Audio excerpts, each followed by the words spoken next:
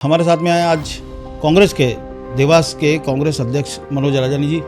Sir, आपका स्वागत है। धन्यवाद सचान जी। देवास में देखने में आया है कि कांग्रेस ऑफिशियली लोकल मुद्दे से दूर होती जा रही है। आपने देखा होगा सोशल मीडिया पे कई तरह की बातें लिखते हैं, आप भी जानते हैं। उज्जैन रोड नहीं बन पा रहा है, उसका पैसा ही नहीं आ पा रहा है, मंजूर जरूर हो गया। बहुत सारे ऐसे काम है जिसमें जनता परेशान है। कांग्रेस कहाँ अपने आप को रख पा रही है? हस्ताक्षर अभियान किसने चलाया, चक्का जाम किसने किया, ज्ञापन किसने दिए? हम लगातार संघर्ष कर रहे हैं। देवास का उज्जैन 4 लेन बनना चाहिए। हम बार बार पूछते हैं उनसे। ये हमेशा भारतीय जनता पार्टी के लोग झट बोलो, झूठ बोलो। हमने उज्जैन रोड स्वीकृत करा दिया। एक नेता राजू खंडेलवाल जी से मेरी कई बार बहस होती थी, टीवी पे आप देखते थे। मैं हमेशा कहता था, यार तुम आप लेटर दिखाओ, मेरे को स्वीकृत दिखा दो। नहीं, हो गया है। जिनका विजन नहीं है वो आज पदों पर बैठ गए और सब बातें करते हैं देवास की विजन की। विपक्ष के साथ बैठ के चर्चा भी कर लो।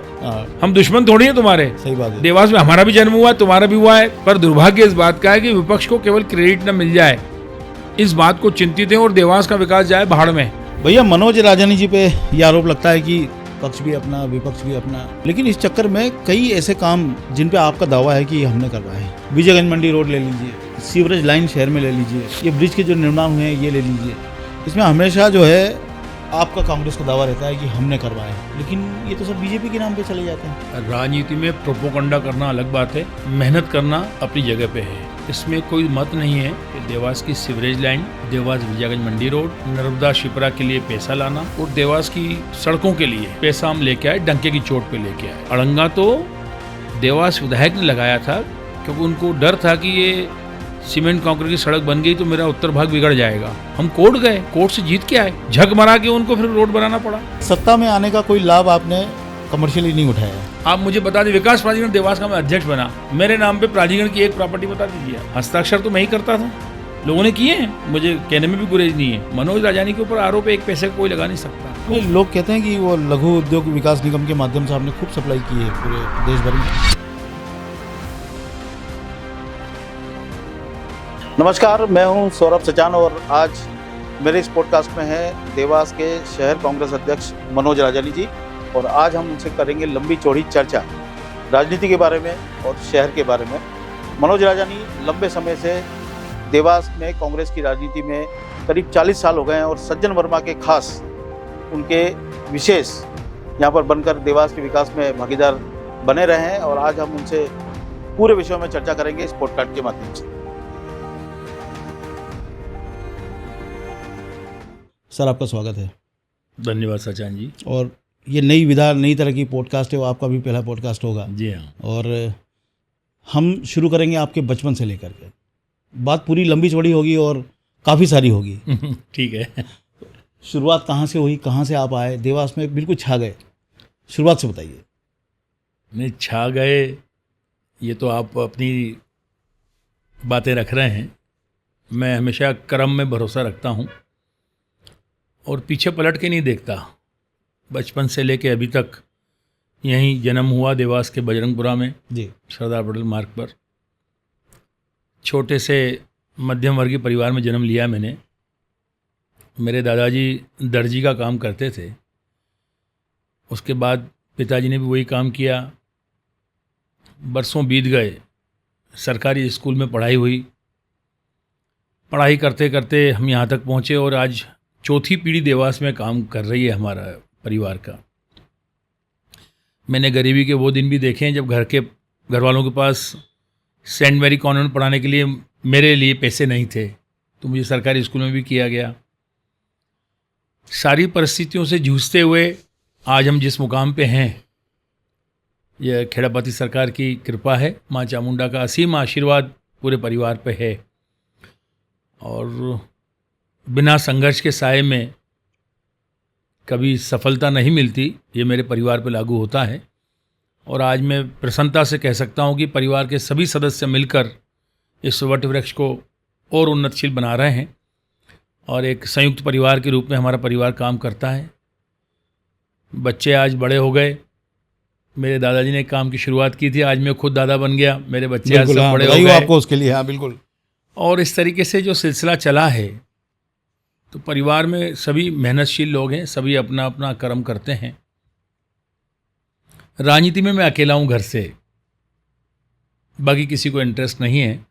वे सब अपने अपने कामों में मस्त हैं। लेकिन मंझे हुए खिलाड़ी हैं आप।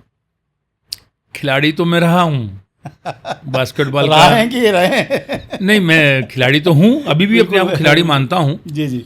क्योंकि खेल भावना जिस व्यक्ति के मन में नहीं होती वो दिल पे ले लेता है, हार और जीत दोनों को। बिल्कुल। और स्पोर्ट्समैन जब मैच खेलता है तो कभी हारता भी है, कभी जीतता भी है। और जीवन का यथार्थ यही है कि हार में जीत में हमेशा एक जैसा रहना चाहिए। जो होना होगा वो होगा, न मेरे कहने से होगा ना आपके कहने से होगा। परंतु मैं कर्म नहीं करूं, केवल भरोसे भाग्य के रहूं, वो भी नहीं।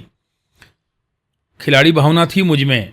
मुझे अच्छे से याद है कि मैं 9th क्लास में जब नंबर 2 स्कूल में आया, मिडिल स्कूल शासकीय स्कूल से शिक्षा लेकर, जी। तो बास्केटबॉल का एक नया नया ग्राउंड बना था। हाइट थोड़ी अच्छी थी तो मुझे सर ने मुझे वहाँ कहा कि नहीं, आप ग्राउंड पे यहाँ पे खेलना चालू करिए। वो दिन और आज का दिन है कि एक खिलाड़ी भावना, जो मेहनत भी अटूट की, 3-3 घंटे ग्राउंड पे रहते थे। पहले इतना काम हुआ नहीं करता था परिवार में, तो स्पोर्ट्स में मेरा लगाव था और उस स्पोर्ट्स के वजह से मैंने अपने जीवन में कभी मात नहीं खाई। यूँ कहें कि निरंतरता बनी रही। मैंने कहा ना, मैच हार या जीत जो भी हो। शुरुआत कहाँ से की मनोज भैया? शुरुआत तो मैंने नंबर 2 स्कूल से जी। की और मुझे वो प्रसंग भी याद है कि राजनीति से कहीं तक कोई वास्ता नहीं था। मैं इस समय मेरे स्वर्गीय गुरु को याद करना चाहूँगा, झोकरकर सर को। गुरुदेव जो कालानी बाग में राम का जिनको इष्ट प्राप्त था, वे अभी हमारे बीच नहीं रहे। हाँ बिल्कुल। निगम बाखल में वो रहा करते थे, शालिनी रोड, पुराने जेल के सामने जी। और मेरे दादाजी की कपड़े की दुकान शालिनी रोड पे हुआ करती थी। मैं जब 9th में पढ़ता था। दुकान का नाम गंगा कटपीस? गंगा कटपीस तो बहुत बाद में खुली। अच्छा। उसके पहले शालिनी रोड जो सब्जी मंडी लगती है, हाँ। आज भी वो दुकान परिवार के पास है। जी जी। कॉर्नर की शॉप थी। तो जब गंगा कटपीस खुली, मेरे फादर ने यहाँ खोली थी। दर्जी का काम पहले मेरे दादाजी वहाँ शालिनी रोड पे किया करते थे। वहीं से निगम बाखल थी। तो गुरुजी से मिलने चले गए हम, रूटीन ऐसे ही, जिज्ञासावश कि उनको राम जी का इष्ट बताते हैं, वो आगे कैसा होगा, भविष्य कैसा होता है। तो मैं जब उनके पास गया था, मैंने कहा, गुरुदेव साड़ी की दुकान पिताजी ने खोल के दे दी है, ये इसी शालिनी रोड पर, और 100 साड़ियाँ गिन के फादर ने दी थी मुझे, क्योंकि स्टॉक मिलाना पड़ता था। बिल्कुल बिल्कुल। रोज़ हिसाब देना पड़ता था, 5 साड़ी बिकी, 10 साड़ी बिकी, नया स्टॉक होता था। तो मैंने गुरुदेव से जब कहा कि गुरुदेव पिताजी ने मुझे, मैं 9th-10th में पढ़ता था उस समय, बहुत छोटी उम्र थी, ज़्यादा उम्र नहीं थी जी। आपको पता है मैं जिस समुदाय से आता हूँ, जिस जाति से आता हूँ, सिंधी समाज से, तो वहाँ बिजनेस तो सिखाने की आवश्यकता नहीं पड़ती। जैसे मछली के बच्चे को तैरना नहीं सिखाया जाता, खून में ही है, खून में है बिजनेस का। तो वो गुरुजी से मैंने पूछा कि गुरुदेव साड़ी की दुकान डाली है, क्या भविष्य रहेगा? तो उन्होंने मुझे तुरंत कह दिया कि तो बंद होने वाली दुकान तुम्हारी। अच्छा। तो मैं बड़ा उदास हुआ। मैं क्या यार, फादर ने मुझे कितने विश्वास के साथ 100 साड़ियाँ गिन के दी, और तो मैंने कहा गुरुदेव मेरा भविष्य क्या है? बोले तुम तो नेता बनोगे। मैं सपने में भी नहीं सोच सकता था। अरे मैंने कहा गुरुदेव मैं कहाँ नेता बनूंगा, ये बड़े बड़े दिग्गज लोग यहाँ देवास में। और देखिए कैसा संयोग था सचान भाई, मेरे यहाँ दुकान थी, वहाँ डायमंड पैनल चलती थी स्वर्गीय जयप्रकाश शास्त्री जी की। जी। मैं जहाँ बास्केटबॉल खेलने जाता था भोपाल चौराहे पर, वहाँ स्वर्गीय सौभाग सिंह गौड़ जी का दबदबा था। बिल्कुल। मैं जहाँ रहता था वहाँ स्वर्गीय भगवान सिंह ठाकुर साहब, काका साहब का दबदबा। रहता मैं भारतीय जनता पार्टी के इलाके में था। व्यवसाय मेरा किसी और कांग्रेस के एक गुट में था। एक गुट जहाँ मैं खेलने जाता था वहाँ था। अब मेरे लिए बड़ी मुसीबत थी कि मैं राजनीति में कैसे आ पाऊँगा और कैसे होगा। पर बड़े दिग्गजों के बीच गुरुदेव का जो आशीर्वाद मुझे मिला तब से लेके अभी तक, और मुझे गुरुजी हमेशा कहा करते थे कि तुम्हारा रजिस्ट्रेशन तो बचपन से ही मनोज हमारे यहाँ हो चुका था। फिर धीरे धीरे जब चुनाव लड़े कॉलेज के, कोइंसिडेंटली कहूँगा मैं, दुर्घटनावशी में आया राजनीति में। क्या कोर्स करते थे आप यहाँ पे कॉलेज में? मैंने बीकॉम बीकॉम कॉमर्स सब्जेक्ट था मेरा। जी। ग्राउंड पे खेलने गए तो वहाँ सब लड़के लड़कियों ने, कोएड कॉलेज था हमारा, हाँ, केपी हाँ, कॉलेज, लड़के लड़कियाँ साथ पढ़े, ग्रुप रहता था हमारा। जी। उन्होंने कहा कि नहीं, कक्षा प्रतिनिधि का चुनाव, सीआर का चुनाव CR मनोज भाई लड़ेंगे। अरे मैंने कहा मैं चुनाव नहीं लड़ता। जी। तो जबरदस्ती मुझे लड़ाया गया चुनाव, पर तीनों ग्रुप वाले कहते कि हमारी तरफ से लड़ो। फिर अंतोगत्वा तय हुआ कि नहीं, मैं स्वर्गीय सौभाग्य सिंह जी गौड़ साहब के पैनल से चुनाव लड़े। और देखिए कैसे घटना होती है, मैं 3 वोट से चुनाव हार गया। मुझे अपनों ने वोट नहीं दिया, जो मेरे साथ रहते थे, जिनके साथ मैं रात को एग्ज़ाम की तैयारी करता था, मेरे अपने ही समाज के लोग। उस दिन सीखा मैंने राजनीति का पहला अध्याय यहीं से कि आप जिनके साथ रहते हैं उन पे भरोसा तो करें, पर इतना ना करें कि आपकी लुटिया डूब जाए। तो राजनीति का जो पहला अंग होता है या पहला अध्याय शुरुआत होती है विश्वसनीयता की। चुनाव हारने के बाद मन में कसक आई कि नहीं, अब तो मुझे चुनाव लड़ना ही पड़ेगा। बिल्कुल। इस साल में हर साल चुनाव होते थे। मुझे बहुत दुख भी हुआ कि 3 वोट से मैं चुनाव हार गया। फिर कोएड कॉलेज लड़के लड़कियां साथ रहते थे, मुझे अपने साथ की लड़कियों ने भी खूब हौसला अफजाई की कि नहीं, चुनाव हार गए तो क्या हो गया। फेमस थे मतलब? मैं चूंकि स्पोर्ट्स में था तो एक क्रेज, तो स्मार्ट भी थे ना सर आप? स्मार्ट तो मैं अभी भी हो। ये नहीं बोल सकता। ईश्वर की कृपा है जी। इस उम्र में भी मैं भी ठीक ठाक हूँ। मैं अपने दोस्तों को देखता हूँ तो मुझे लगता है कि मैं ठीक हूँ। मैं दोस्तों को मेरे देखता हूँ, मेरी उम्र की लड़कियाँ जो थी या लड़के थे जो साथ पढ़ते थे, उस हिसाब से मैं ठीक हूँ।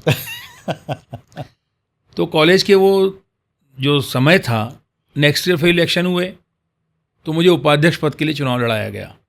बड़ा टिपिकल कॉलेज के। जी। सचान भाई, आप यकीन मानिए कि सबसे हाईएस्ट वोट से आप जीते, चुनाव में जीता। बहुत। मन मन में टीस थी कि नहीं, मैं उस कक्षा प्रतिनिधि वाला बदला तो लूँगा मैं। और एक ये बात सच है कि एक बार चुनाव हारना चाहिए नेताओं ने, सीख मिलती है। सीख के साथ ये पता पड़ता है कि वोटर्स की वैल्यू क्या है। आप जिस फील्ड में जा रहे हैं वहाँ अगर आपको घटनाक्रम आपके साथ ऐसा कभी ना हुआ हो कि आपको नुकसान थोड़ा होना चाहिए, फिर मन में ललक जज्बा होना चाहिए कि नहीं, अब मैं इसको जीत के दिखाऊंगा। मैं सबसे हाईएस्ट वोट से चुनाव जीता जी। चूँकि वो पूरे कॉलेज का चुनाव था और डायरेक्ट इलेक्शन थे। मुझे आम जनता ने, मतलब जितने स्टूडेंट्स थे उन्होंने मुझे चुनाव जिताया। फिर विद्रोह हुआ, जैसा कि हमेशा राजनीति में होता आया। अपने ही साथियों ने विद्रोह किया, सौभाग्य सिंह जी के पैनल से ही। वो लोग किसी और से मिल गए, मेरे खिलाफ मेरे अपने ही लोग चुनाव लड़े। अच्छा, उस जमाने में सिर्फ कांग्रेस के ही वर्चस्व हुआ करता था मेरे ख्याल में? हाँ, निश्चित रूप से उस समय कांग्रेस का बोलबाला था और कांग्रेस के स्टूडेंट विंग अपने आप में अहमियत रखाती थी। तो मैं वही कहना चाह रहा था कि कॉलेज का जब मैं अध्यक्ष चुनाव लड़ा तो मैंने अपने ही साथी को हराया, जो मेरे साथ पिछली बार सेक्रेटरी थे और मैं वाइस प्रेसिडेंट बना। अब उनकी इच्छा थी कि मैं प्रेसिडेंट बन जाऊं, तो सबने कहा नहीं, वाइस प्रेसिडेंट का प्रमोशन होगा प्रेसिडेंट पे, जॉइंट सेक्रेटरी का प्रमोशन होगा सेक्रेटरी पे। तो वो चुनाव लड़ने के लिए तैयार नहीं हुए, प्रेसिडेंट पे लड़े मेरे सामने और फिर अंतोगत्वा मैंने उनको भी हराया। यह बड़ी विडंबना है कि मैंने अपने साथी को हराया, पर चूंकि प्रजातंत्र। कौन थे वो? अब मैं नाम बताना नहीं चाहता। बताइए, नाम तो बताइए। मेरे अपने भाई हैं, प्रयास गौतम जी। अच्छा, गौतम सर हैं आजकल। मेरे परिवार के संबंध है आज भी उनसे। वो मित्रता, बहुत अच्छी मित्रता थी मेरी उनसे, आज भी है। कॉलेज ज़माने में हम साथ ही रहा। वो साइंस फैकल्टी से थे, मैं कॉमर्स से था जी।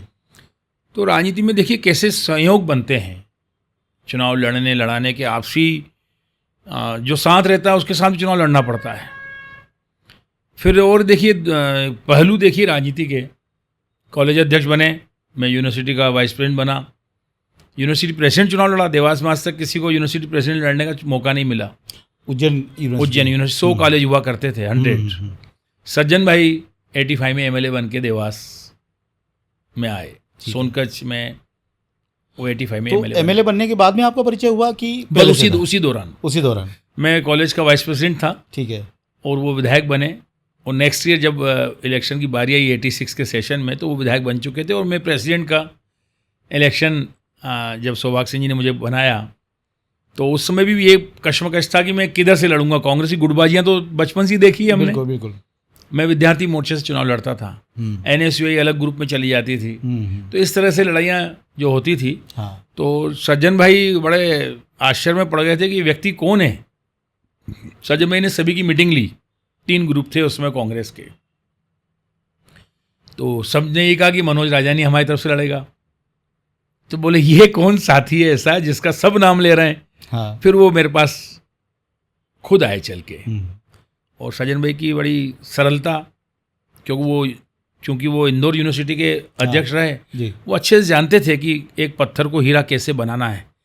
और आज मैं जहाँ भी हूँ उन्होंने मुझे तराशा है, एक पत्थर रूपी नेता को किस तरीके से तराशते हैं, अनुभव देते हैं, इसमें सज्जन भाई का अथक योगदान रहा है। मैं स्वर्गीय सौभाग्य सिंह जी गौड़ को भी याद करता हूँ कि उनका जो मुझ पर विश्वास था, कूट कूट कर मुझ पर विश्वास भरा हुआ था, और उन्होंने काफ़ी कुछ सिखाया मुझे। कहना चाहिए कि राजनीति का उस्ताद, जो अखाड़े का उस्ताद होता है ना, पहली बार पटकनी देने का काम उन्होंने ही मुझे सिखाया कि किस तरह पटकनी दी जाती है राजनीति में। उनका मुझ पर बहुत भरोसा था, हालांकि इस संसार में वो नहीं है। और राजनीति में जब हम अध्यक्ष के लड़े, चुनाव फिर हुआ, छात्र राजनीति से ऊपर उठ के जब आए, 94 में जब पार्षद का मामला आया तो फिर मुझे अपने वालों के सामने चुनाव लड़ना पड़ा। मैं अपने ताऊ जी के खिलाफ चुनाव लड़ा। अच्छा। देवास में वो चुनाव, आज तक वैसा चुनाव नहीं हुआ है। पार्षद में आप कभी पूछेंगे, मैं समझता हूँ आपका बर्थ कब का है? मेरा 79 का। 79। हाँ। 94, आपकी उम्र 15-16 साल रही होगी उस समय। कभी भी आप किसी से बात करेंगे कि नगर निगम के 5 बार चुनाव हो चुके अभी तक, वैसा पार्षद का चुनाव अभी तक देवास में नहीं हुआ है। जी। सबसे कम उम्र का पार्षद मैं उस वार्ड से था। मेरी उम्र 28 साल उम्र थी, और जो मेरे सामने चुनाव लड़ रहे थे वो मेरे पिताजी से बड़े उम्र के सब लोग। उसमें मेरे ताऊ जी भी बीजेपी के नगर अध्यक्ष थे यहाँ के, जी, एक जनता दल के अध्यक्ष। अच्छा, 92 में बीजेपी देवास में जीत चुकी थी चुनाव मेरे ख्याल में। 90 में, 90 क्या 90 में, 90 में पहला चुनाव 90 में स्वर्गीय तुकोजीराव पवार साहब चुनाव जीते थे यहाँ से। जी। मैं बात 94 की कर रहा हूँ आपसे, जब मैं उसके बाद की बात है। हाँ, उसके बाद की। तो बीजेपी का अच्छा वर्चस्व। हाँ, अच्छा वर्चस्व था जी। तुकोजीराव पवार साहब भी मेरे अच्छे मित्र रहे स्टूडेंट पॉलिटिक्स में। जी। और आपको बड़ा आश्चर्य होगा, मैं उसमें का व्यक्तित्व हूँ कि तुकोजीराव पवार साहब ने अगर वोट मांगे होंगे, चाहे उन्होंने खुद के लिए नहीं मांगे होंगे, तो मेरे लिए उन्होंने कैनवासिंग की है। और गांव में जब वो जाते थे, चूँकि आपने याद दिला दी, युवराज उस समय उन्हें कहा जाता था, युवराज कहते थे। सौभाग्य सिंह जी से उनकी अच्छी मित्रता थी। कैलाश गोस्वामी जी अभी भी हमारे बीच आशीर्वाददाता के रूप में हैं। वो स्टूडेंट पैनल लड़ाया करते थे, हम विद्यार्थी मोर्चे के थे, तो पैक्ट हुआ करता था पैनलों का। तो पैक्ट हुआ था, मुझे वो याद है। वो दिन सौभाग्य सिंह जी और हम सब बैठे थे, तो तुकोजीराव पवार साहब, जिन्हें हम युवराज जी कहते थे, वो रात को 2 बजे कुछ वोटरों को लेके आए। हॉस्टल्स की पॉलिटिक्स होती थी उस समय, गमशू बड़े पहन के, वो पूरे कीचड़ में सने हुए। तो मैंने उन्हें कहा कि युवराज जी, आप ये क्या कर रहे हो? आप रात को 2 बज रही हो, जूतों में कितनी मट्टी लगी है, क्या हुआ है? तो उनके शब्द थे कि मैं अपने भाई के लिए तो कैनवासिंग करने गया हूँ, तो मेरे भाई हो। तो मन में बड़ा एक हमेशा रहा कि नहीं, सम्मान रहा। और मुझे यह भी कहने में गुरेज नहीं है कि कॉलेज के दिनों में सबसे अच्छी मित्रता अगर उनकी तुकोजीराव की साहब की रही होगी तो मुझसे ही रही। ठीक है, तब तक उन्होंने बीजेपी ज्वाइन नहीं की थी, वो बीजेपी में नहीं थे। 90 में उन्होंने बीजेपी ज्वाइन की, जब मैं यूनिवर्सिटी का भी बन गया, कॉलेज का भी हो गया। मैं 90 में लगभग मेरी एजुकेशन कंप्लीट हो गई थी। आज वो अगर कांग्रेस में होते, जैसे कि स्टूडेंट लीडरशिप की बात कही जाती है देवास में, तो कहीं आज और दूसरी जगह पे भी होते वो। ये मेरा व्यक्तिगत मानना है। खैर, अब जो जिसके भाग्य में जब राजनीति का योग है, उन्होंने बीजेपी ज्वाइन कर ली। कांग्रेस के हम लोग कांग्रेस में रहे सौभाग्य सिंह जी के साथ, जय शास्त्री जी के हालांकि साथ। मजे हुए तो वो थे राजनीति में। 100%। मैं वही कहना चाह रहा हूँ कि देखिए, राजनीति में कई लोग जो क ख ग भी नहीं समझते, आजकल राजनीति की परिभाषाएं समझाने लगे हैं।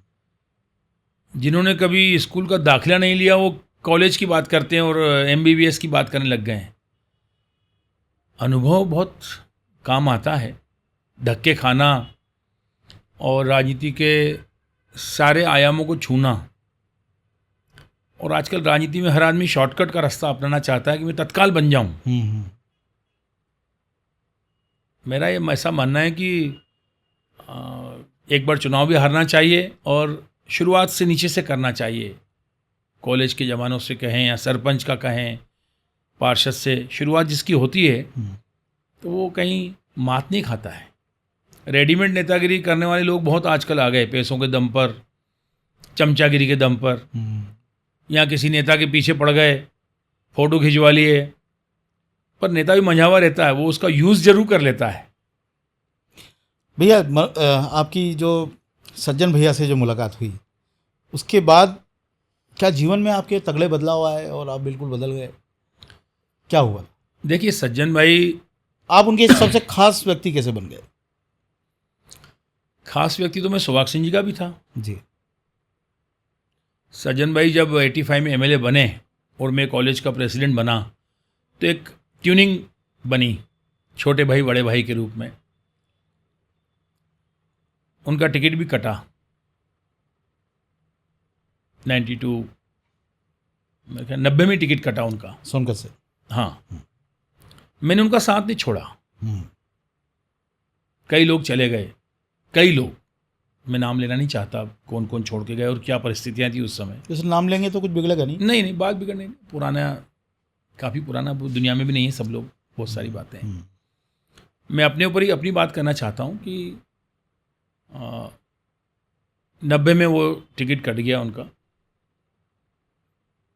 93 में उन्हें टिकट फिर मिला, पटवा सरकार हट गई, ठीक है, 2.5 साल में। तब वो चुनाव हार गए। पटवा सरकार मेरे ख्याल में बर्खास्त हुई थी शायद। हाँ, बर्खास्त हुई, किसी कारण से भी कह लें कि सरकार नहीं रही पटवा सरकार। राम मंदिर का कुछ मुद्दा हुआ था इस टाइम पे? नहीं, कुछ और मुद्दे थे जी। तो सज्जन भाई 93 का चुनाव हार गए। वो क्षण सबसे बड़ा मार्मिक दृश्य था। मैं सज्जन भाई के साथ खड़ा रहा। मैं कहा नहीं, हार जीत तो मैंने कहा ना, खिलाड़ी फिर वही बात आती है कि जिसने कभी हार जीत रोज़ देखते थे हम मैच में। मैं आज मैच हारा तो मैं चाय पिलाऊंगा, आप मैच हारे तो आज आप समोसे खिलाओगे। ये छोटी सी पार्टी है, हम रोज़ करते थे मीना बाजार के बास्केटबॉल ग्राउंड पर रोज़। बिल्कुल। तो मेरे जीवन में कोई फर्क नहीं पड़ता है कि चुनाव हारे या जीते। सचान भाई, राजनीति बड़ा गंभीर विषय है। राजनीति में बने रहना सबसे बड़ा मूल उद्देश्य होता है। बड़ा काम है। तूफान आता है, आके निकल जाता है। तूफान से टकराना कभी नहीं चाहिए। समझदार आदमी वो कि थोड़ा पीछे हट जाए, तूफान निकल जाने तो फिर आगे बढ़ जाओ। फिर मैं तो अपनी जगह पर कायम हूं, तूफान तो निकल जाएगा। राजनीति के दौर कई आते हैं, कई नेताओं को मैंने देखा है। मध्य प्रदेश स्तर पे बात कर लूँ, यूनिवर्सिटी के स्तर पे बात कर लूँ, या देवास के स्तर पे, कई आए और कई चले गए। हम लोगों को बहुत समझदारी से और गंभीरता से अध्ययन मनन चिंतन करना होता है। नेता कई आते हैं हवा की झोंके की तरह, कुछ पैसों के दम पर, कुछ चाटुकारिता के दम पर, कुछ ढोंग रच कर। कोई हिंदुत्व की लहर पे चल के आ जाता है, कोई मुस्लिम लीग के आधार पे आ जाता है, तो कोई किस थीम पे आ जाता है। ये क्षणिक होते हैं, मैंने कई देखे। कई धनाढ़ लोगों को भी देखा है कि फ्लैक्स लगा दिए देवास में, हाहाकार मचा दिया और निकल लिए। राजनीति में बने रहना अपने आप में बहुत बड़ी बात होती है। तो मैं सज्जन भाई की बात बता रहा था कि मैंने उनका साथ नहीं छोड़ा। सरकार जब बनती है या जब आप पावर में आते हो तो भीड़ की आपको बुलाने की आवश्यकता नहीं होती, खुद ही आ जाती है, पावर के साथ ऑटोमेटिक आती है। ये दस्तूर है बिल्कुल लोकतंत्र का और राजनीति का। जब आप बुरे वक्त में होते हैं तब आपके साथ कौन खड़ा है, यह सबसे बड़ा महत्वपूर्ण विषय होता है। और राजनीति में ऐसा कोई व्यक्ति नहीं जिसका बुरा समय ना आता हो।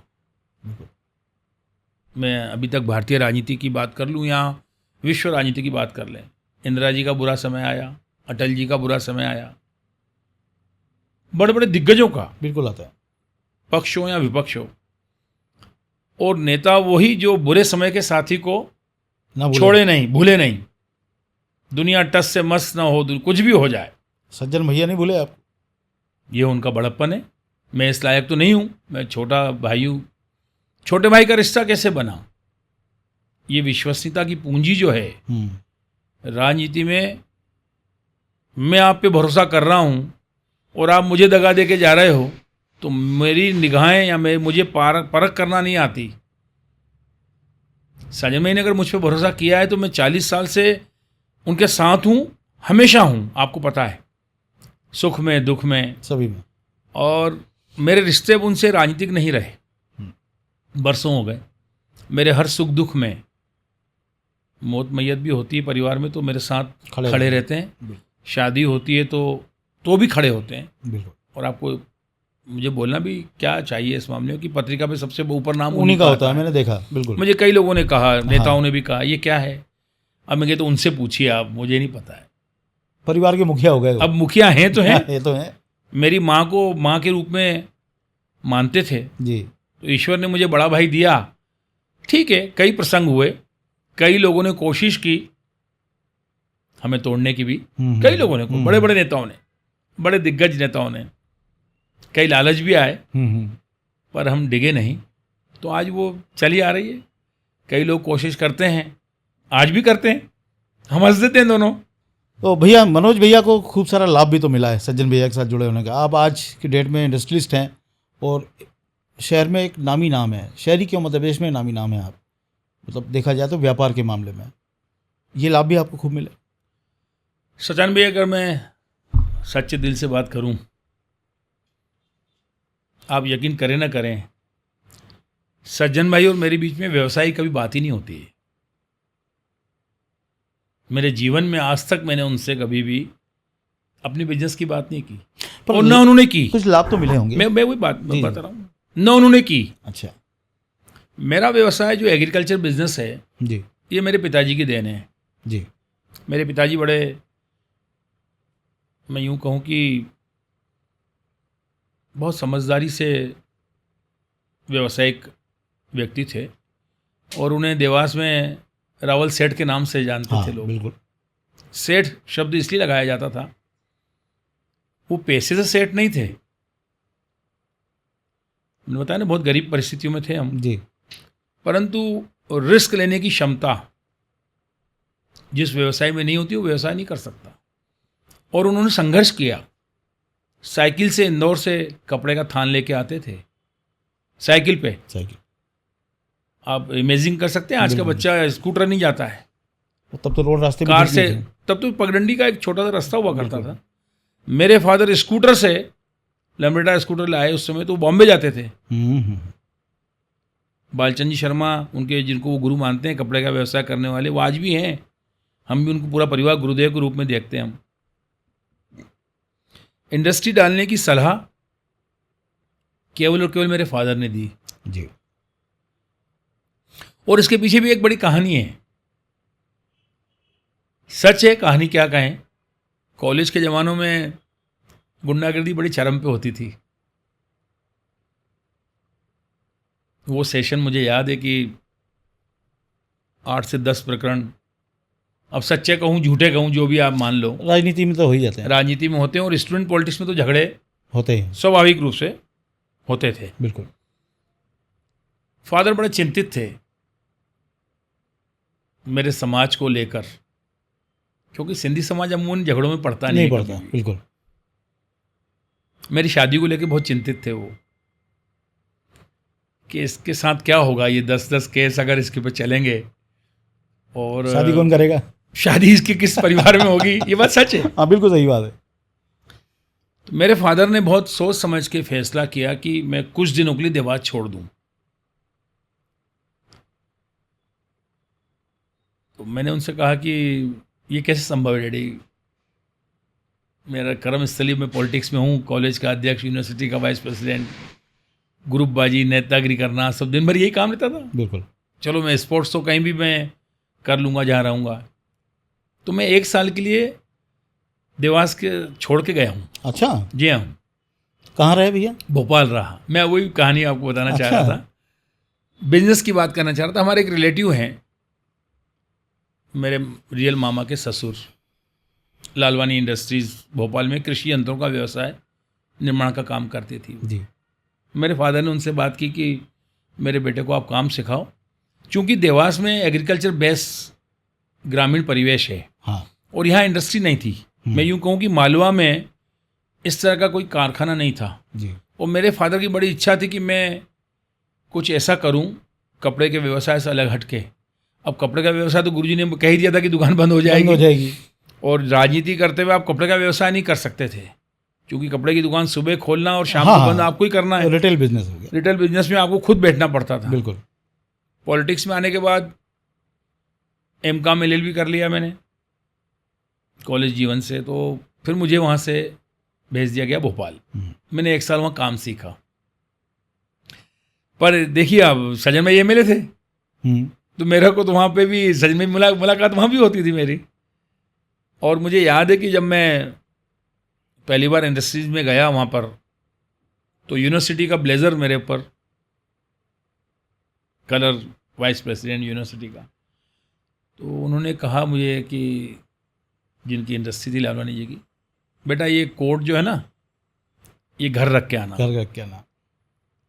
तो मुझे बड़ा वो लगा कि यार ये तरसते हैं लोग इस कोट को देखने के लिए। इनके लिए कुछ मरून कलर का ब्लेजर, उस पर वाइस प्रेसिडेंट विक्रम विश्वविद्यालय लिखा, उज्जैन। वो वाकई धमक रहती थी, वो पहनने से बड़ा लोग अट्रैक्शन रहता था। मैंने कहा ठीक है, काम सीखना है मुझे। तो नेक्स्ट डे से मैंने फिर वो खूंटी पे टांगा कोट 1 साल के लिए, फिर मैंने कोट नहीं पहना। और आप यकीन मानिए, मैंने उस इंडस्ट्री में धीरे धीरे करते हुए काम सीखा। वेल्डिंग कैसे होती है, लेथ मशीन क्या होती है, मुझे पता नहीं था। कटिंग आइल को मैं दूर समझता था पहले उस दौरान, मुझे मेरा नॉलेज नहीं था, क्योंकि मैं कॉमर्स का स्टूडेंट रहा। बिल्कुल। मैकेनिकल लाइन थी नहीं। बिल्कुल। काम सीख के, जब मैं काम सीखने के दौरान ही, आप यकीन माने, मैंने उस ऑफिस में झाड़ू भी लगाई है। डाउन टू अर्थ रह के काम सीखना पड़ता है किसी भी चीज़ का। बिल्कुल। काम सीखा और फिर मैंने यहाँ पर इंडस्ट्री लगाई। और 1 एकड़ ज़मीन मेरे फादर ने मुझे 1,15,000 रुपये में, जो आज मेरी गंगा इंडस्ट्री पुरानी है जी, 1,15,000 रुपये मेरे दादाजी ने और डैडी ने मुझे दिए। बस घर वालों का इतना ही योगदान है। फिर मैंने लोन MPFC में, यहाँ जहाँ ये कौन से वर्ष की बात है? ये बात है 89 की। 89 में 1 लाख रुपए, 1.5 लाख बहुत होते थे। हाँ होते थे ना, सच बात। करोड़ों की बात है। हाँ, 1,15,000 मुझे ज़मीन दिला के दी केवल उन्होंने, परिवार के लोगों ने। उसके बाद धीरे धीरे मैंने अपना काम शुरू किया। और सच मानिए तो मैंने नाइट पाली भी की है फैक्ट्री, वहीं सोता था मैं, और बड़ा संघर्ष किया। तो आप कारीगरों से काम करवाते थे कि खुद भी किया आपने? नहीं, कारीगरों से काम कराते। उनको सिखाते होंगे कि आप इस तरह से करना है। वो कारीगर कॉन्ट्रैक्ट बेसिस पे पंजाब से मिलाया फिर। ठीक है। क्योंकि एक पंजाब के स्पेशलाइज्ड कारीगर आते हैं थ्रेशर बनाने के। ठीक है। और जब शुरुआत की तो मुझे वो दिन भी याद है। तब तो मैं पार्षद था नहीं। मेरे कई रिश्तेदारों ने आके मेरे फादर से कहा दाल वाफले खाते हुए, यार ये मनोज क्या ले आया, ये क्या फालतू का काम करने दिया तुमने इसको, ये फैक्ट्री तो बंद हो जाएगी। फिर वही मन में टीस, फिर चैलेंज ले लिया। चैलेंज। मैंने कहा दाल वाफले खिला रहा हूँ इनको, रिश्तेदारों को, और बोल रहे हैं कि तो फैक्ट्री बंद हो जाएगी। बोले क्या की फैक्ट्री है, क्या 4-5 लेथ मशीन ले आए और क्या फैक्ट्री क्या बनाएगा, ये करेगा क्या? हाँ, क्योंकि पहला दिन था और प्रोडक्शन तो था नहीं। बिल्कुल। खाली एक भूमि पूजन, वो जिस तरह से शेड वेड बन गया था। अच्छा, उस दौरान कृषि यंत्रों का चलन भी कम था मेरे ख्याल में। बहुत कम, ट्रैक्टर बहुत कम थे। हाँ। और ट्रैक्टर नए नए मतलब ज़्यादातर बिकना चालू हुए थे। हाँ, थ्रेसिंग भी मैनुअल होती थी। आज से मैं अगर 40 साल पुरानी लगभग बात करूं तो यही। बिल्कुल। तो यहाँ खेती का रकबा, ये सोयाबीन आने के बाद, सोयाबीन का उस समय आ चुका था उस समय। मेरे फादर की दूरदर्शिता थी कि ये व्यवसाय चलेगा यहाँ पर। क्योंकि मैंने कहा मेरे फादर को कई लोग गुरु मानते हैं आज भी देवास में। बिल्कुल मानते हैं। उनसे चर्चा करते थे कि हम किस तरीके का बिजनेस करें, क्या करें। मेरे फादर ने मुझे प्रेरणा दी कि इस तरह का बिजनेस आपको करना चाहिए। फिर मैंने वो उस बिज़नेस को स्टार्ट किया और करते करते मैं आज जहाँ हूँ, ये मेरे पिताजी की देन है। इसमें 1% भी राजनीति का योगदान नहीं है। नहीं, उस समय तो ये और मैं एक बात और कहना चाहता हूँ, जी जब जब कांग्रेस की सरकार रही मैं घाटे में ही रहा, क्योंकि मैं समय नहीं दे पाया फैक्ट्री को, बिजनेस की बात करूँ तो। और जब कांग्रेस सरकार नहीं होती तो मैं पूरा समय देता हूँ बिजनेस को। नहीं, लोग कहते हैं कि वो लघु उद्योग विकास निगम के माध्यम से आपने खूब सप्लाई की है पूरे देश भर में, मैंने छत्तीसगढ़ अगर में खासतौर पे सप्लाई आपका तगड़ी आपने थी। प्रश्न पूछा है, मैंने अगर लघु उद्योग निगम में आज तारीख तक 1 रुपए का भी माल सप्लाई किया हो, 1 रुपए का भी, तो मैं गुनाहगार। देखिए, आरोप तो राजनीति में लगना ही चाहिए। मतलब सत्ता में आने का कोई लाभ आपने कमर्शियली नहीं उठाया। आप मुझे बता दें, विकास प्राधिकरण देवास का मैं अध्यक्ष बना, सजान भाई, मेरे नाम पे प्राधिकरण की एक प्रॉपर्टी बता दीजिए आप, या मेरे परिवार के किसी नाम पे बता दीजिए, एक जमीन का टुकड़ा दिखा दीजिए जो मेरे प्राधिकरण से लिया हो। हस्ताक्षर तो मैं ही करता था। मैं चाहता उस समय तो आधा देवास मेरे नाम कर चुका हो तो मेरे रजिस्ट्रार नाम कर देता मैं। सही बात है। लोगों ने किए हैं, मुझे कहने में भी गुरेज नहीं है। मनोज राजानी के ऊपर आरोप एक पैसे का कोई लगा नहीं सकता। विकास प्राधिकरण के समय फुल फ्लैश पावर में था मैं, बिल्कुल मिनिस्टर्स सारे आके मेरे ही बैठते थे, सब होता था, सरकार थी तो मैं बिल्कुल खुद राज्य मंत्री दर्जा था मुझे। बिल्कुल। एक पैसे का कोई देवास में कह दे, कोई माइका लाल की मैंने किसी से 1 रुपया लिया हो, रिश्वत का भी। इसका भी एक प्रसंग सुनाना चाहूँगा आपको मैं। मेरे फादर जितने स्ट्रिक्ट थे, जब मैं चेयरमैन बना तो 17-18 सीओ साहब ने नौकर भेज दिए घर पे। बजरंगपुर में छोटा सा घर, मैं सो रहा था, मेरा कमरा ऊपर था। फादर ने देखा ये इतने लोग क्यों आए भाई? बोले साहब के पास आए। बोले कौन से साहब तुम्हारे हो गए? तो बोले राजानी साहब आए। बोले राजानी साहब तो मैं हूँ। बोले साहब विकास प्राधिकरण। अच्छा विकास प्राधिकरण, मनोज साहब के पास आए हो आप? अच्छा। फादर ने हंस के बोला। तो नीचे पेसेस था, वहाँ बिठाया इनको। क्या तुम क्या करते हो? तो एक ने बोला मैं खाना बनाता हूँ, एक ने कहा मैं कुत्ता घुमाता हूँ, एक ने कहा मैं बगीचा संभालता हूँ, 3 ड्राइवर हैं, एक ने बोला मैं मालिश करता हूँ। 17-18 लोग आ गए घर पे। मेरे फादर ने मुझे उनको बाहर बिठाया, चाय वाय पिलाई सबको, और मुझे आवाज़ दे के बुलाया नीचे। मैं उठ गया, मैं क्या हो गया? फादर की आवाज़ बड़ी स्ट्रिक्ट रहती थी घर में। मैं आया नीचे में, डी डे। बोले ये क्या है? अपने घर पे कौन सा बगीचा है? अब तेरे को मसाज करने के लिए नौकर चाहिए? मैंने कहा डैडी मैंने तो किसी को कुछ कहा ही नहीं है कि ये तो चाहिए। सुविधा आ गई? सुविधा आई है। बोले सबको बाहर करो।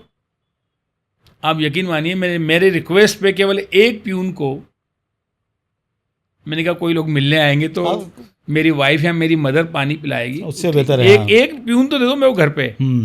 तो एक प्यून की उन्होंने अनुमति दी मुझे। मैंने सारे नौकर वापस कर दिए जितने सेवक थे। मैंने सीओ साहब को कहा सीओ साहब मेरे बस का नहीं, मेरे फादर बहुत स्ट्रिक्ट हो, मैं कॉमन परिवार। कितना समय रहे भैया आप अध्यक्ष यहाँ पर? लगभग 2.5 से 3 साल करीब। उस दौरान कुछ बड़े काम ऐसे देवास में किए आपके हों? सामने किए। देवास का स्टेडियम स्वयं में गवाह है। ये स्टेडियम ईश्वर की कृपा है, इसमें सज्जन भाई का बड़ा अथक योगदान। विक्रम वर्मा जी सेंट्रल स्पोर्ट्स मिनिस्टर हुआ करते थे और सज्जन भाई नगरीय प्रशासन मंत्री हुआ करते थे। आप मान सकते हैं कि सज्जन वर्मा जैसे कैबिनेट मंत्री किसी अन्य मंत्री का 3 घंटे इंतजार करे? रेसिडेंसी कोठी पर रात को 2:30 बजे मुलाकात हुई हमारी उनसे। जी। सज्जन भाई ने बिना खाए पिए पानी मैंने वहाँ से बुलवा के दिया, रेसिडेंसी बैठे रहे हम। मैंने कहा भैया सॉरी, मैं मेरी वजह से आपको minister cabinet minister Madhya Pradesh सरकार का 2.5 घंटे वेट किया उन्होंने विक्रम वर्मा जी का। सारे अधिकारी मेरे साथ थे प्राधिकरण के। जब वो विक्रम वर्मा जी आए तो उन्होंने कहा सज्जन भाई वेरी सॉरी, मैं पार्टी के काम में उलझ गया। बीजेपी के वो सेंटर में उनकी सरकार थी, अटल जी प्रधानमंत्री थे जी। बोले हाथ पकड़ के ले गए, यार सज्जन भाई बोलो। उनके बड़े अच्छे संबंध थे क्योंकि विक्रम वर्मा जी सीनियर थे इंदौर की पॉलिटिक्स में और सज्जन भाई उनसे जूनियर थे। बड़ा स्नेह था उनमें आपस में। 1 करोड़ रुपए की राशि उस समय स्वीकृत कराना थी। स्टेडियम स्वीकृत होता था दिल्ली से क्योंकि वो स्पोर्ट्स मिनिस्टर थे। रात को 2:30 बजे मीटिंग हुई रेसिडेंसी इंदौर पर, नक्शे खोले गए तो उन्होंने कहा कि सज्जन भाई मैं आपकी लगन देख के समझ गया हूँ कि आपको स्टेडियम देवास में बनवाना है और ये मनोज जो आपका प्रिय शिष्य है, आपका छोटा भाई है, इसको मैं स्टेडियम दूंगा। और आप आश्चर्य मानिए, पूरे देश में केवल 2 स्टेडियम की उस समय स्वीकृति हुई। एक धार में, उनके खुद के जहाँ गृह जिला हाँ। था, और एक देवास में। देवास में। ये सज्जन भाई का अथक योगदान था। बाद में पैसा जब लाने की बारी आई और सब कुछ हुआ, तो मैंने दीपक जोशी जी की मदद ली थी, क्योंकि भारतीय जनता पार्टी के नेता थे। जी। तो मैं कहने में जो सच्चाई है वो गुरेज नहीं करता कभी मैं। दीपक भाई से भी स्पोर्ट्स में संबंध रहे हमारे, तो वो आते जाते थे ग्राउंड पे। और स्टेडियम सबसे बड़ा बनाया, स्वागत द्वार लगाए देवास के चारों तरफ, 31 रुपये रोज पे मकान। पूरे मध्यप्रदेश का इतिहास है, मैं कहता हूँ पूरे देश में होगा। गरीब वर्गों का काम ही यही था हमारे प्राधिकरण में कि गरीबों को मकान दें। अब आजकल सिस्टम बदल गया, आजकल तो ब्रोकर उसको सरकारी कॉलोनाइजर्स हो गई। हाँ, सरकारी हो गए, बिल्कुल।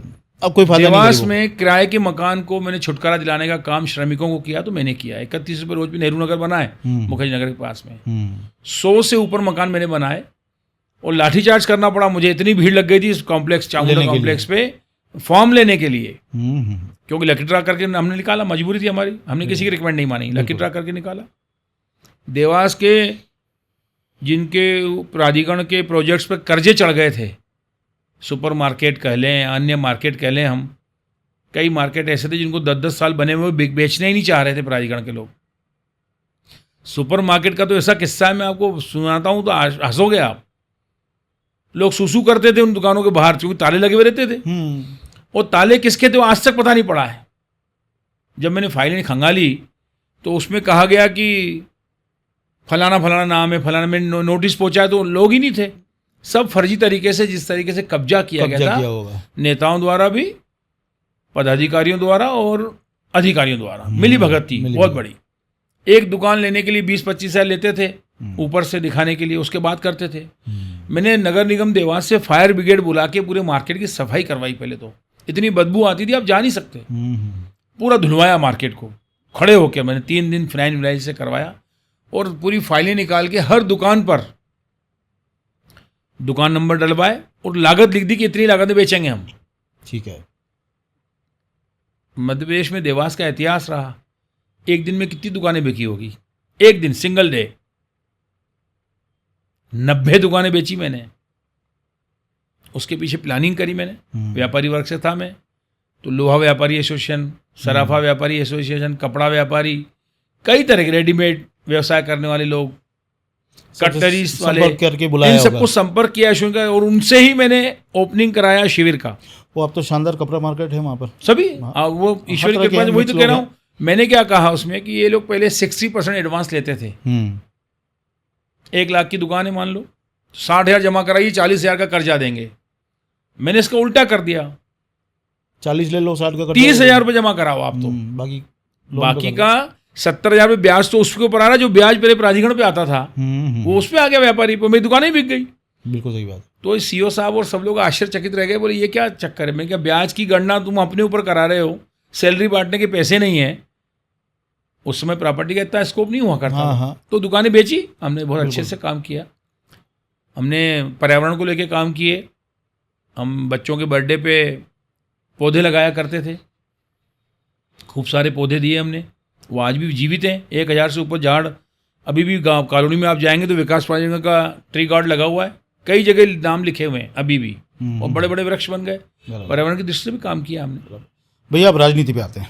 बिल्कुल, राजनीति आपका सबसे बड़ा विषय है और मंजा हुआ विषय है आपका। कितने साल हो गए आपको कांग्रेस की राजनीति पे आप छाए हुए हो।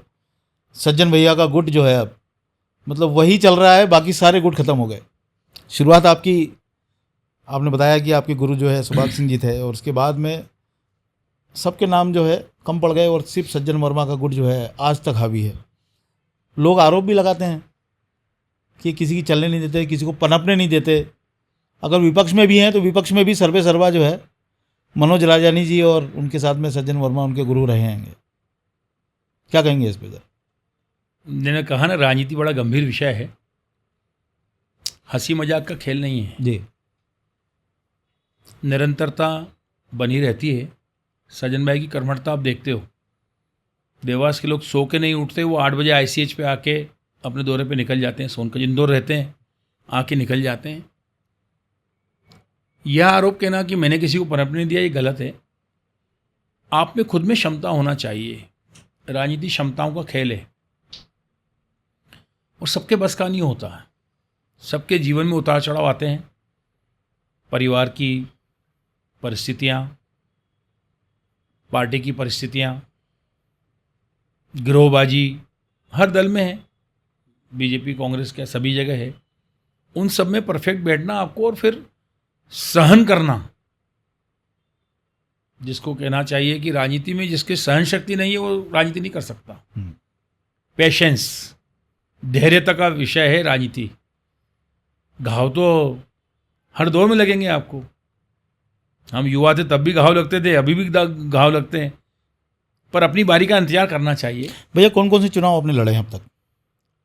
कॉलेज के में सीआर का चुनाव लड़ा, कॉलेज में वाइस प्रेसिडेंट, कॉलेज का president, university vice president, university president, फिर पार्षद का चुनाव लड़ा, उसके बाद महापौर चुनाव लड़ा।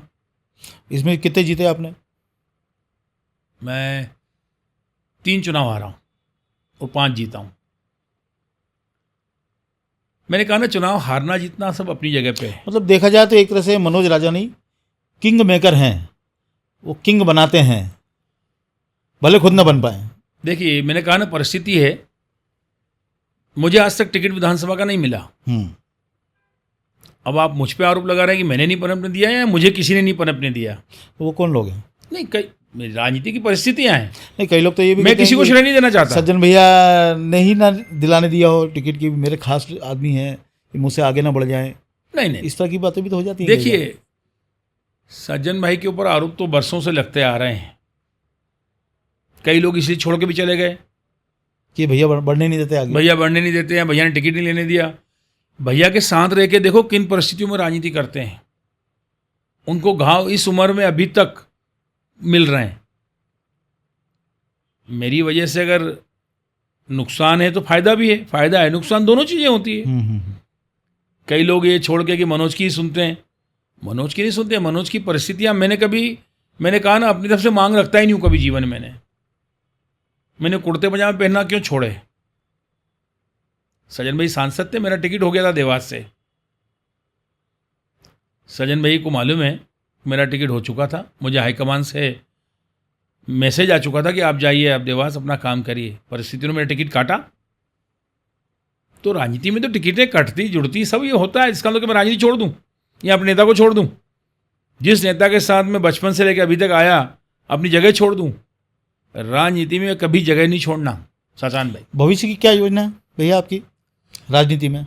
देखिए सचान भाई, बड़ा स्पष्ट है, मैं भविष्य की चिंता कभी नहीं करता। हाँ, लड़ाकू हूँ, लड़ते रहेंगे। जब तक जीवित हूँ मैं तब तक लड़ता रहूँगा। और ईश्वर मुझ में सामर्थ्य दे कि मैं सच के साथ खड़ा रहूँ और सकारात्मक भूमिका निभाऊँ। भैया मनोज राजानी जी पे यह आरोप लगता है कि उनकी राजनीति करने का तरीका ऐसा है कि पक्ष भी अपना, विपक्ष भी अपना। लेकिन इस चक्कर में कई ऐसे काम जिन पे आपका दावा है कि ये हमने करवाए हैं, देवास में खासतौर पे विजयगंज मंडी रोड ले लीजिए, सीवरेज लाइन शहर में ले लीजिए, ये ब्रिज के जो निर्माण हुए हैं ये ले लीजिए। इसमें हमेशा जो है आपका कांग्रेस का दावा रहता है कि हमने करवाए हैं, लेकिन ये तो सब बीजेपी के नाम पे चले जाते हैं और आप ज़्यादा कुछ बोलते भी नहीं।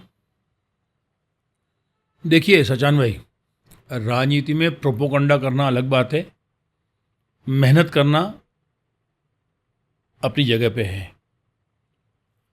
इसमें कोई मत नहीं है कि देवास की सीवरेज लाइन, देवास विजयगंज मंडी रोड, नर्मदा शिप्रा के लिए पैसा लाना और देवास की सड़कों के लिए पैसा हम लेके आए, डंके की चोट पे लेके आए। रेखा वर्मा जी हमारी महापौर थी, कमलनाथ जी हमारे माननीय शहरी विकास मंत्रालय दिल्ली उनके पास था, और ये सच है कि पैसा हम लाए। अड़ंगा तो देवास विधायक ने लगाया था, क्योंकि उनको डर था कि ये सीमेंट कंक्रीट की सड़क बन गई तो मेरा उत्तर भाग बिगड़ जाएगा।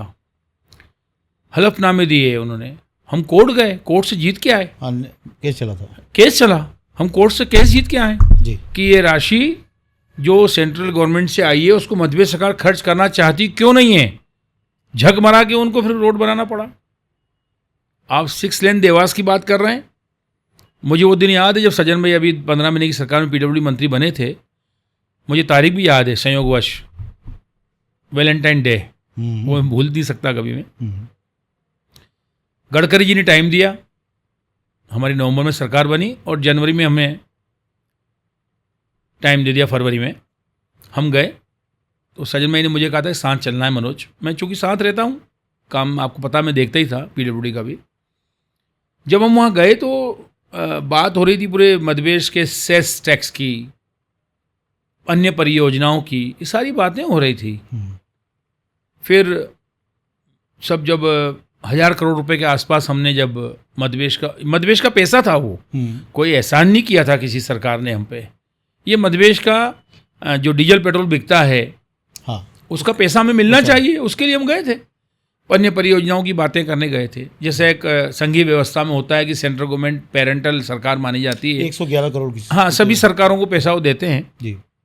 ये लगभग 1000 करोड़ के आसपास की पूरे मध्य प्रदेश का था सिस्टम वो। ठीक है। हम जब गडकरी जी के यहाँ गए, फोटो हैं, प्रेस नोट है, वहीं से दिल्ली का निकला हुआ जो जनसंपर्क सरकारी, मैं नहीं कहता इस बात को। जब बात निकली देवास की कि मीटिंग हो गई, सब हो गया, कॉफ़ी पीने लगे, जब अनौपचारिक चर्चा, जब गडकरी जी बड़े मस्त आदमी हैं, ईमानदारी की बात कहूँ तो राजनीति से अलग हटके, जो सच है उसकी स्वीकार करना चाहिए। तो उन्होंने कहा कि कहाँ देवास ज़िले से आप आते हो वर्मा जी, कौन सी विधानसभा है आपकी, कैसे जनरल बातें हो रही कॉफ़ी पीते पीते।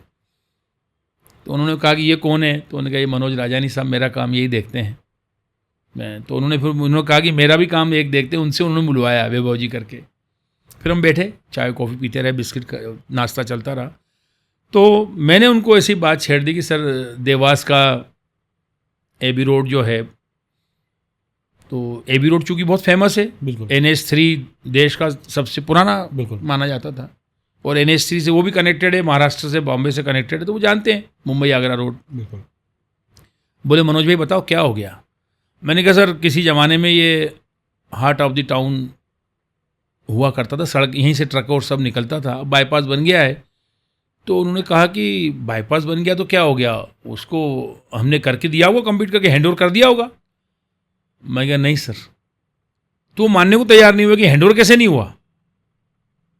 मैंने कहा सर ये सरकार की विफलता कहूँ या मैं आरोप लगाऊंगा तो आप कहोगे बीजेपी पे आरोप लगा रहा हूँ मैं, क्योंकि सरकारें पहले बीजेपी की थी। बिल्कुल। जब उन्होंने रिकॉर्ड निकलवाया उसी समय 5 मिनट में रिकॉर्ड आ गया। वो रिकॉर्ड क्या होता है, वहाँ पे पूरी बड़ी LED स्क्रीन लगी हुई बड़ी, वो कंप्यूटर पे निकाला उन्होंने, कितना है क्या है, देवास आ गया, सिटी का मैप गूगल पे। मैंने कहा साहब ये यहाँ से देखिए आप, बिलावली चौराहे से लेके रसूलपुर चौराहे तक का ये रोड है, यहाँ पर ये 4 लेन है और ये सिटी का ये पार्ट है, मंडी यहाँ है और यहाँ पे ये होना चाहिए, यहाँ ट्रैफिक जाम होता है। और यहाँ आप यकीन मानिए 10 मिनट के अंदर 250 करोड़ रुपए उन्होंने वन टाइम सेटलमेंट योजना जो लागू थी पहले से ही पूरे देश में। वन टाइम सेटलमेंट का मतलब ये होता है कि जो रोड अगर नेशनल हाईवे स्टेट गवर्नमेंट को ट्रांसफर करेगा नया तो उसका अच्छा सौंदर्यीकरण करके देगा। तो ये विफलता भारतीय जनता पार्टी के नेताओं की नहीं थी, सरकार तो आपकी थी। देवास के विधायक क्या सोते रहे? विजन नहीं था इनका। और मैं बड़े गर्व के साथ कह सकता हूं, सच्चाई के साथ, सबूतों के साथ, कि पैसा लाने का श्रेय वो सज्जन वर्मा जी को ही था। और ये ब्रिज हम कहाँ के लिए लाए थे? माता जी की टेकरी पे जो नितिन लाज है, टेकरी का स्वरूप भी नहीं बिगड़े, वहां से स्टार्ट होता तो पूरा MG रोड का MG हॉस्पिटल, उस पे से नीचे एम्बुलेंस कैसे निकले करके हम अभिलाषा होटल तक लेके आए आगे उसको हम। उसका औचित्य वही था कि जिस सिटी का एरिया जो था, पुराना देवास और नया देवास वहीं आके मिलता है। आप देखिएगा ऐसा दिन नहीं जाता होगा जब आप एबी रोड पे नहीं आते हो, इस पुराने वाले मुख्य मार्ग है, हर व्यक्ति को आना ही पड़ता है। सब्जी मंडी जाओगे, कपड़े का व्यवसाय कुछ खरीदे तो क्रॉसिंग होती है, वहाँ बहुत कंजेस्टेड रहता है। बस स्टैंड वहीं पे, रेलवे स्टेशन वहीं से जाना है। तो समस्या को दूर ये करना था कि जिस व्यक्ति को सीधे इंदौर जाना है वो ऊपर से निकल जाए, ये होता है। अनफॉर्चुनेटली हमारी सरकार चली गई। देवास के बड़े बुद्धिजीवी जनप्रतिनिधियों ने क्या सोच के आगे किया, हम आज तक नहीं समझ पाए। हम हाईकोर्ट गए, इंदौर हाईकोर्ट लड़े हम। हाईकोर्ट ने PWD को कहा कि इनकी सुनवाई की जाए। सुनवाई में कहा गया कि जनप्रतिनिधि नहीं चाहते, उल्टे सीधे सेंसेक्स जोड़ के कोर्ट को जवाब दे दिया उन्होंने। पर बताया जाता तो कागजों पे तो अभी भी वहीं बना हुआ है। वहीं पे है सेंट्रल गवर्नमेंट की जब एड आई कि ओपनिंग किया जा रहा है तो उसका वहीं से आया, भोपाल चौराहा से लेके तो इंदिरा जी की प्रतिमा के आगे तक, आगे मतलब अभिलाषा होटल तक। यानी योजना में कागजों में कोई बदलाव नहीं किया इन्होंने, फिजिकली बदलाव कर दिया। इसका न बोलना, जो आज तथाकथित बड़े बड़े नेता जो बातें करते हैं कि टेढ़ा मेढ़ा ब्रिज बन गया, ये हो गया, वो हो गया, सिविल लाइन का ये हो गया। अरे तुम्हारी सरकार में तुम जिस संस्था को प्रतिनिधित्व करते हो, संसद को, वहाँ बोलना चाहिए जाके कि जहाँ बनाया है उसकी कोई आवश्यकता आज भी नहीं है। अभी आप एक्सीडेंट्स देख रहे हैं वहाँ पे, टेक्निकल लोग कहाँ गए? आप तो बहुत बड़े बुद्धिजीवी हो कि आपको कहाँ पे आवश्यकता है ब्रिज की। केवल और केवल कांग्रेस को उसकी क्रेडिट न मिले। हाँ, उसमें टेक्निकल फॉल्ट बताकर ही इसको बदलाव किया था ना। जबकि कोई टेक्निकल फॉल्ट, क्या टेक्निकल फॉल्ट होता है कि मैं कोई टेक्निकल आदमी हूँ क्या? यहाँ जनप्रतिनिधि जितने मेरे टेक्निकल लोग हैं क्या? रोड कांग्रेस का एक सिस्टम होता है, वो जारी करता है सेंसस की यहाँ से कितनी गाड़ियाँ रोज निकलती है 1 मिनट में, उनका नियम है, हर जगह का बनता है सिस्टम, डीपीआर बनती है। बिल्कुल। वो डीपीआर पीडब्ल्यू डिपार्टमेंट वहीं की बनी हुई है। मंडी का जो ब्रिज था वो खसका दिया। तो उसमें तो भैया आरोप लगते हैं कि आपके गंगा इंडस्ट्री को भी बचाया गया। बचाया नहीं गया, मेरे तो धकेल दिया गया, वो तो वहाँ था ही नहीं। मंडी का जो क्रॉसिंग है, हाँ, आमने सामने का, हाँ, वहाँ उसको बीच का सेंटर होना चाहिए था ताकि नीचे ट्रक निकल जाए। आज नीचे ट्रक नहीं निकल सकते। हाँ, नीचे नहीं निकल सकते। तो इसकी गलती किसकी? वो तो उल्टा मेरे तो खसका दिया गया। वो तो योग संयोग से मेरी वहाँ पे फैक्ट्री थी, तो वहाँ पे उन लोगों का, अरे भैया वहाँ बचा रहे, अरे उसको तो कम से कम मैं समझता हूँ कि 500 मीटर उस तरफ बनना था, भोपाल चौराहे तरफ, जो मंडी का मेन गेट है, 1 नंबर प्रांगण जो है, वो सामने वाले प्रांगण से सेंटर में उसको लेके ट्रक और ट्रालियां निकल जाना थी नीचे। उसका मकसद ही वही था। वहाँ जाके अब एंड हो गया। अब आप एंड का, मेरे पर भी आधे आ गया, वो आधा जमीन आई है मेरी उसमें। विषय वो नहीं है कि आई है उससे क्या फर्क पड़ता है, वो तो सर्विस रोड तो देना ही है आपको।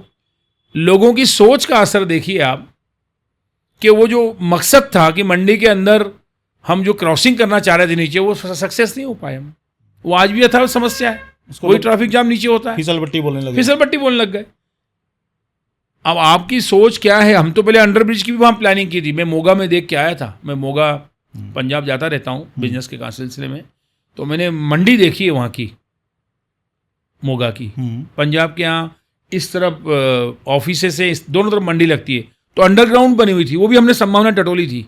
वो चूंकि हो नहीं पाया क्योंकि उसमें काफ़ी स्पेस चाहिए था, इतना स्पेस था नहीं उसमें। मतलब जो विकास के काम हो रहे हैं देवास में, आप लोग लाए, लेकिन वो काम बिगड़ के उलझुल तरीके से हो गए। देखिए, सरकारें बदल जाती है तो उसके बाद वो श्रेय न मिले कांग्रेस को।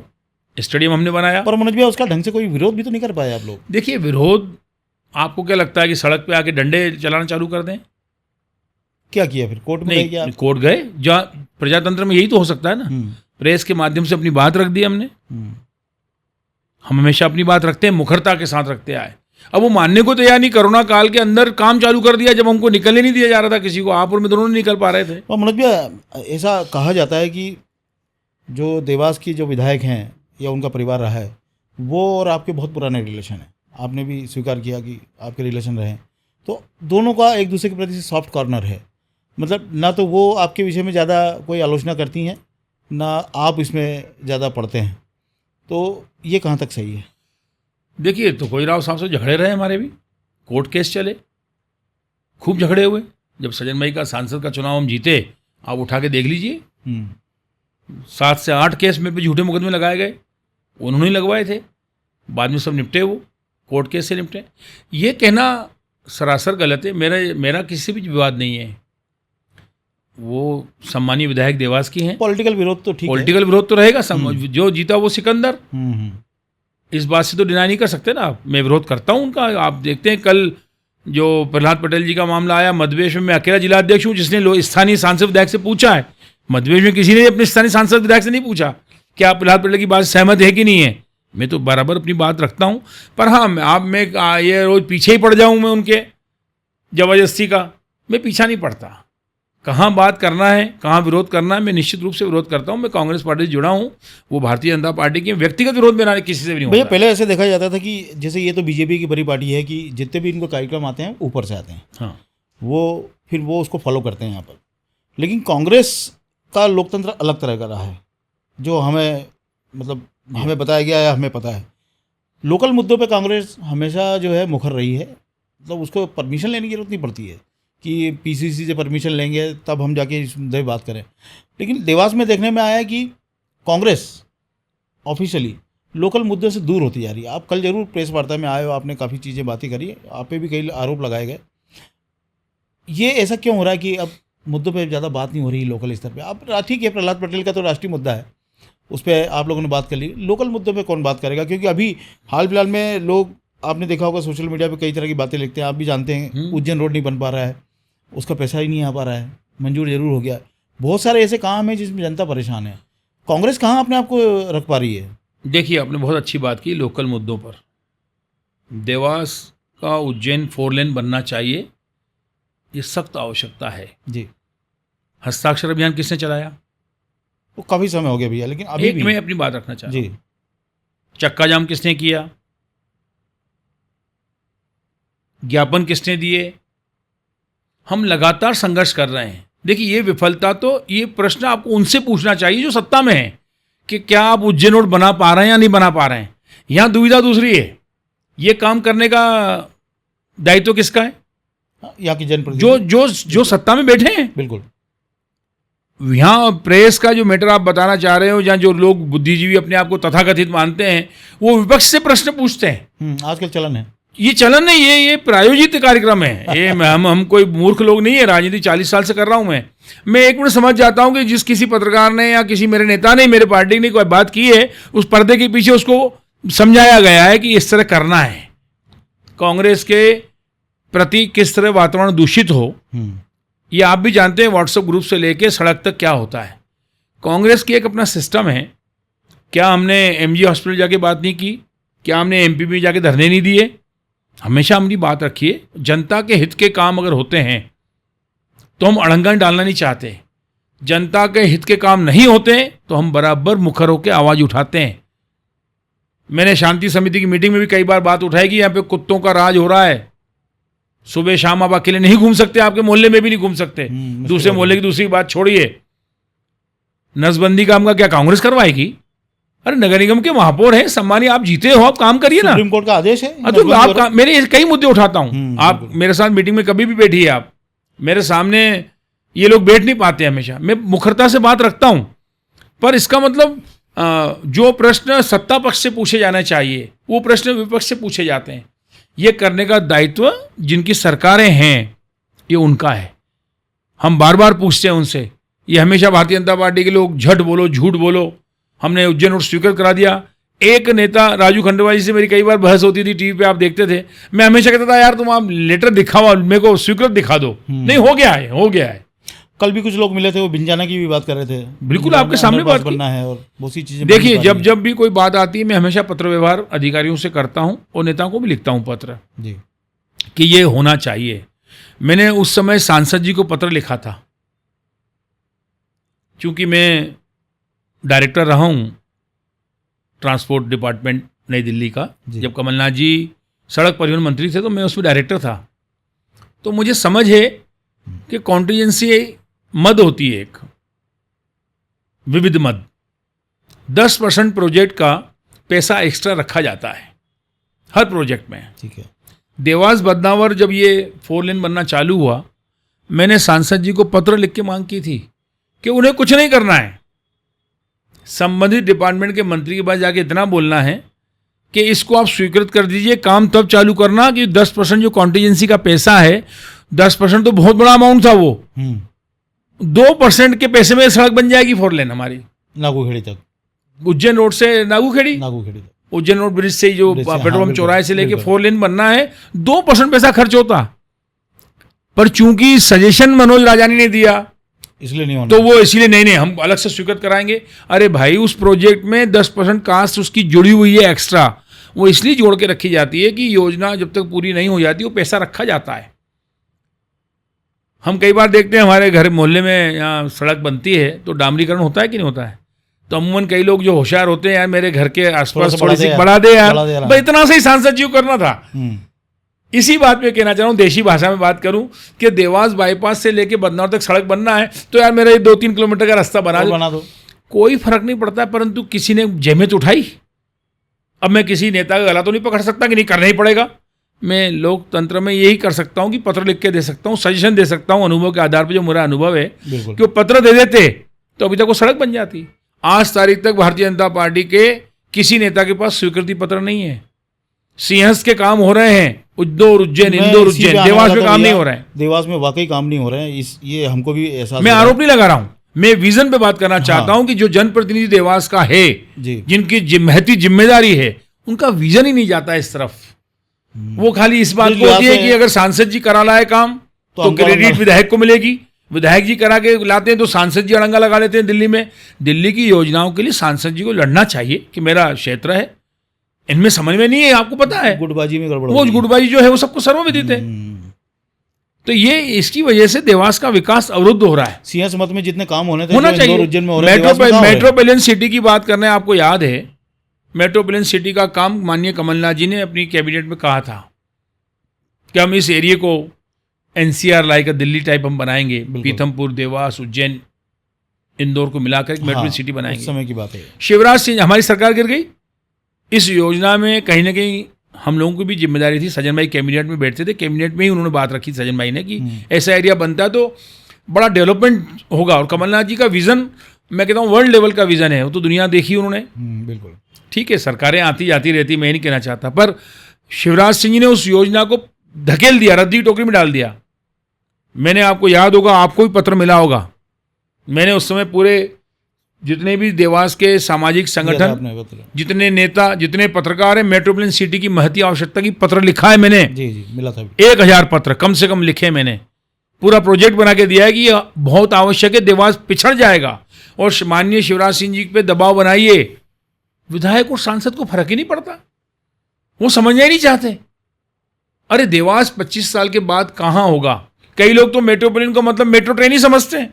आपको पता है, मैं नाम नहीं लेना चाहता हूं, मुझे कई लोगों ने कहा नहीं मेट्रो आ रही है। अरे भाई मेट्रो ट्रेन नहीं, मेट्रोपोलिटन सिटी का क्या बोलूं इस बात का। मुझे बड़ा आश्चर्य होता है कि जिनका विजन नहीं है वो आज पदों पर बैठ गए और सब बातें करते हैं देवास के विजन की। मैं तो हमेशा कहता हूं कि वीडियो मेरे पास अभी भी रखा है, विपक्ष के साथ बैठ के चर्चा भी कर लो। हम दुश्मन थोड़ी है तुम्हारे। सही बात है, देवास में हमारा भी जन्म हुआ है, तुम्हारा भी हुआ है, पर दुर्भाग्य इस बात का है कि विपक्ष को केवल क्रेडिट न मिल जाए, इस बात को चिंतित है और देवास का विकास जाए भाड़ में। कई मुद्दे हैं देवास के जहां विपक्ष के साथ बैठ के चर्चा की जा सकती है। हो सकता है कि हम सजेशन अच्छे से उनको दे दें ताकि देवास का भविष्य तो सुधर जाए। मैं तो अनुरोध कर सकता हूं सांसद से, विधायक से, यहाँ के प्रभारी मंत्री जी से कि एक बार संयुक्त बैठक बुला ले, पत्रकारों के साथ बैठ के बुला ले, किसी मुद्दे पे चर्चा करना तो कर लें कि किस तरह हमारा देवास कैसा बने, अपना देवास कैसा बने, इस पर चर्चा तो कर ले, उसमें बुराई क्या है। परंतु नहीं, उनको लगता है कि अरे ये तो गड़बड़ हो जाएगी अगर उन्हें अच्छा सुझाव दे दिया या कुछ अच्छी बात कर ली। चुनाव हारना जीतना अपनी जगह पे है, मुद्दों पे राजनीति हो गई है, हिंदू मुस्लिम करके सब कर लो, नशे की बात करके कर लो, जो भी करके चुनाव जीत जाते हैं। परंतु काम करना बड़ा कठिन काम होता है, इसके लिए तपस्या करना पड़ती है, पीछा पड़ना पड़ता है, प्रिंसिपल सेक्रेटरी से लेके मंत्री तक और मुख्यमंत्री तक जाना पड़ता है, आपको मांगने जाना पड़ेगा। अब आप तो पढ़े हो अजगर की तरह खूब माल खा लिया और गल खा हो गए, सो गए, ऐसा काम नहीं चल सकता। आपको निरंतर उसके पीछे पड़ना पड़ेगा। क्रेडिट खाली ले लो, दूसरा काम करके मैं झपट लूँ क्योंकि सरकार मेरी आ गई, जनता सब समझती है। और इसीलिए सज्जन वर्मा जी और मनोज राय जिन्ना है कि हम कर्मशील लोग हैं, काम पे विश्वास रखते हैं। अगर हमने काम नहीं किया है तो हम बिल्कुल इसकी क्रेडिट कभी नहीं लेते। हमने किया है तो डंके की चोट पे कहते हैं, सरकार किसी की भी हो, हमारा विजन है और हम काम लेके आए, ये हम हमेशा बोलते हैं। तो चलिए मनोज भैया, बहुत बहुत शुभकामनाएं आपको, और आप हमारे पॉडकास्ट में आए उसके लिए बहुत बहुत धन्यवाद। और लोगों से भी हम कहेंगे कि ये पॉडकास्ट आप देख रहे हैं, आप इसके बारे में कमेंट जरूर करें और बताएं कि जो हमारी आपस में बातचीत हुई है उससे आप कितना सहमत हैं और आपकी इस बारे में राय क्या है।